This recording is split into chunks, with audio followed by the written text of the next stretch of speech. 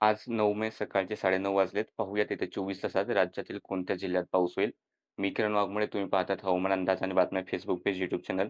सध्या जर सिस्टीम पाहिलं तर श्रीलंकेच्या आसपासच ही जी काही चक्राकार वाऱ्यांची स्थिती आहे ती दिसते. याचं पुढे कमी दाबाचं क्षेत्र विकसित होईल. कदाचित डिप्रेशन सुद्धा बनण्याचा अंदाज आहे. त्यामुळे दक्षिण भारतात सुरुवातीला पाऊस वाढेल आणि ही सिस्टीम पुढे कुठे जाते त्याच्यानुसार पावसाची शक्यता दिसेल.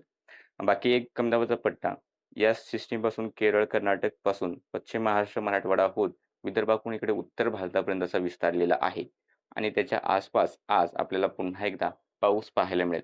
व्याप्ती काही ठिकाणी कमी जरी असली तरी पावसाचा अंदाज आहे. सकाळ-सकाळी साधारणतः 8:15च्या आसपासची सॅटेलाईट इमेज आहे. त्यावेळेस जालना, परभणीचे उत्तरेकडील भाग, त्यानंतर इकडे हिंगोलीचा भाग, यवतमाळ, वाशिम, बुलढाण्याचे दक्षिण भाग या ठिकाणी हलक्या पावसाचे ढग होते. आता हळू हे ढग विरून जाऊ लागलेले आहेत. त्याचप्रमाणे पूर्व विदर्भासह ढगाळ वातावरण दिसतंय, पण विशेष पावसाचे ढग नाहीत आणि राज्यात इतर ठिकाणी सुद्धा काही विशेष पावसाचे ढग नाहीयेत. येत्या 24 तासातील जर आपण अंदाज पाहिला, तर येत्या 24 तासामध्ये आपल्याला नागपूर, भंडारा, गोंदिया त्यानंतर अमरावती, यवतमाळ, वर्धा, चंद्रपूर, गडचिरोली या ठिकाणी मेघगर्जनेसह एक दुसऱ्या ठिकाणी गडगडाट आणि पाऊस पाहायला मिळेल. नंतर सातारा घाट, लगतवरती रत्नागिरी, सिंधुदुर्ग, कोल्हापूर, बेळगाव, सांगलीचे पश्चिमेकडील काही भाग असू शकतात किंवा दक्षिणेकडील भाग असू शकतात.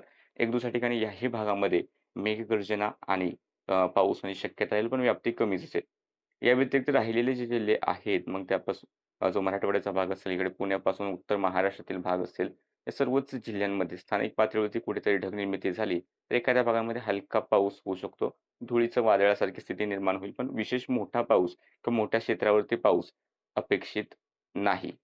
मुंबई, ठाणे, पालघरकडे सुद्धा वातावरण कोरडे राहण्याचा अंदाज आहे. सध्याच्या अपडेटमध्ये इतकंच. अशाच व्हिडिओ पाहण्यासाठी चॅनल सबस्क्राईब करा. फेसबुक पेजला फॉलो करा.